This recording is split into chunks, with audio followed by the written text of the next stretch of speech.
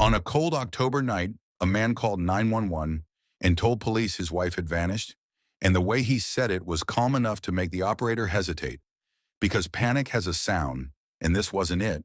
It was measured, steady, almost rehearsed, as if the words had been sitting in his mind long before he spoke them out loud. And when officers arrived at the quiet suburban home, they expected urgency, movement, anything that would suggest a woman had just disappeared into the night. But instead they found Daniel Reeves sitting on his porch, hands resting on his knees, eyes fixed somewhere far beyond the flashing lights. And inside the house, everything looked untouched. No broken locks, no overturned furniture, no signs that anything had gone wrong, just a stillness that felt out of place. Like something important had been removed before anyone even thought to look for it. And it didn't take long before small details began to stand out. A kitchen counter wiped clean in a way that didn't match the rest of the home, a missing phone that no one could locate, and a neighbor who claimed they hadn't seen anything despite being awake at the exact time Daniel said his wife had walked out the door. And for the next 11 years, Daniel would tell the same story without hesitation, that Lisa had left after an argument, that How she could you needed say space, that? I cannot believe that she you. never It's the came truth. back. You never And think no about matter how anyone many but times yourself. investigators I'm done. pressed him, Joseph. Don't no you matter dare how many walk away times the from me. questions changed, his answers never did. And that consistency became both his shield and the very thing that made people uneasy, because real memories shift. They fade. They blur at the edges, but Daniel's never seemed to. Lisa Reeves had been the kind of person people remembered, not just because she was friendly, but because she paid attention. She asked questions, she showed up when it mattered, and in a town where routines rarely changed, she stood out in the quietest ways, volunteering at community events, organizing small gatherings, keeping in touch with people long after most would have let those connections fade. And her relationship with Daniel had always appeared stable from the outside, the kind of marriage people pointed to as proof that things could work if both sides stayed committed. But behind closed doors, there were signs that not everything was as settled as it seemed. Small disagreements that stretched longer than they should have, financial pressure that built quietly over time, trauma and conversations Lisa had with a close friend where she admitted she felt like something was changing, something she couldn't fully explain, but couldn't ignore either. And just 3 days before she disappeared, she told that friend she was planning to make a decision, something that would affect both of them, though she never said exactly what it was. And that single detail would later become one of the most important pieces of a story that had almost nothing left to hold on to. The night Lisa vanished began like any other, or at least that's how Daniel described it. Dinner at home, a normal evening, a quiet neighborhood settling into the familiar rhythm of closed doors and dim lights. But sometime after 10 p.m., something shifted. Neighbors would later recall hearing raised voices, not loud enough to make out words, but enough to notice. A sound that didn't quite belong in a place where nights were usually uneventful. And then, just as suddenly as it started, everything went silent. According to Daniel, Lisa grabbed her phone and left to clear her head after an argument. Something he claimed had happened before. Something he didn't think much of at the time. But there were gaps in that explanation that never fully made sense. Her phone was never found. Her car was still in the driveway.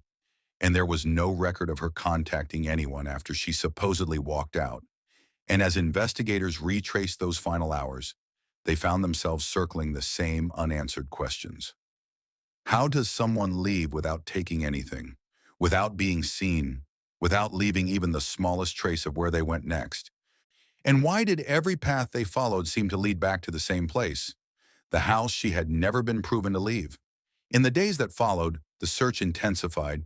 Volunteers combed through nearby woods, officers knocked on doors, local news stations picked up the story, turning Lisa's disappearance into something the entire community couldn't ignore. And for a while it felt like answers might come quickly, that someone would remember something, that a detail would surface and point investigators in the right direction.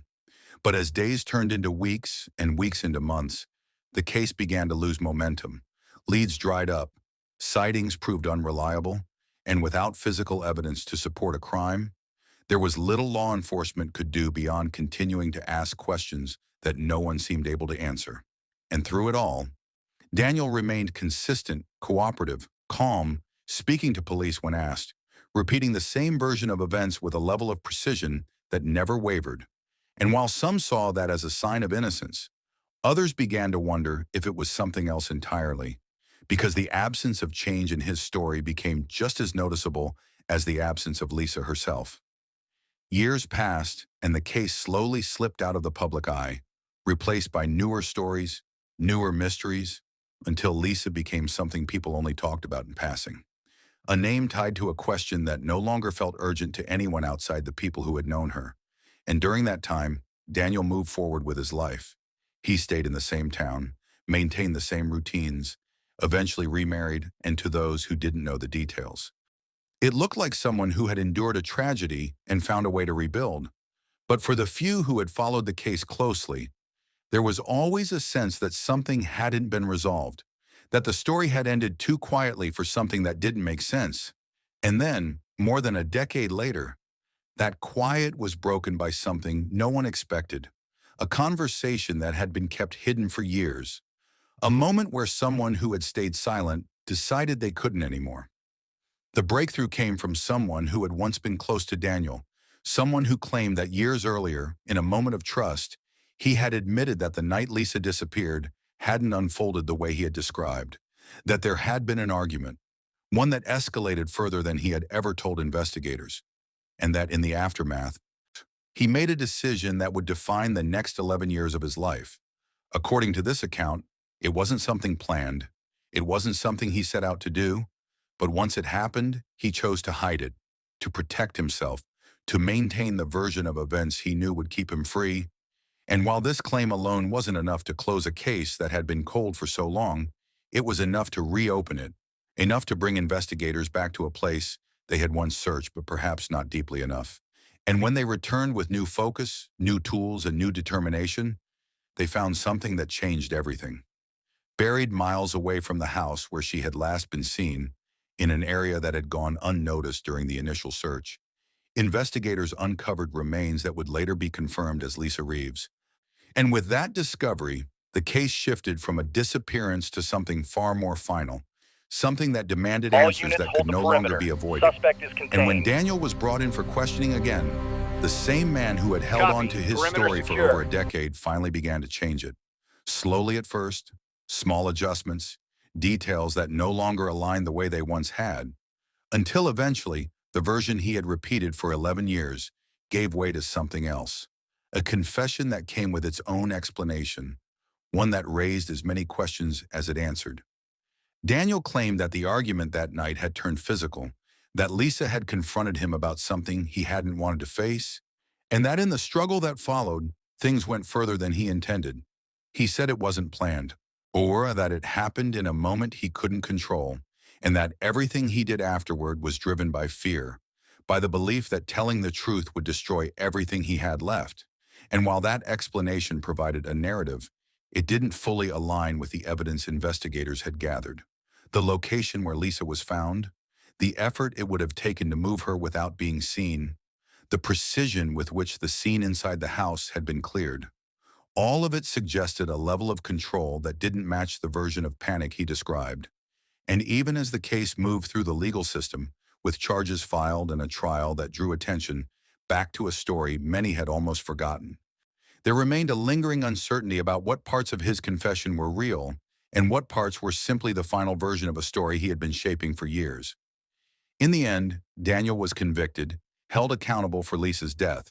But even with that outcome, the case didn't close in the way people expect. There was no clear moment where everything made sense. No single explanation that answered every question, just a series of pieces that fit together enough to form a picture, but not enough to remove all doubt. And for those who followed the story from the beginning, the most unsettling part wasn't just what happened that night, it was how long the truth stayed hidden, how a single version of events could hold for over a decade without breaking, and how the line between loyalty and self-preservation can become so blurred that even the person telling the story may no longer recognize where one ends and the other begins. Because in the end, the most difficult question isn't whether Daniel lied, it's whether the truth he finally told was complete or just one last version of a story that had been changing all along.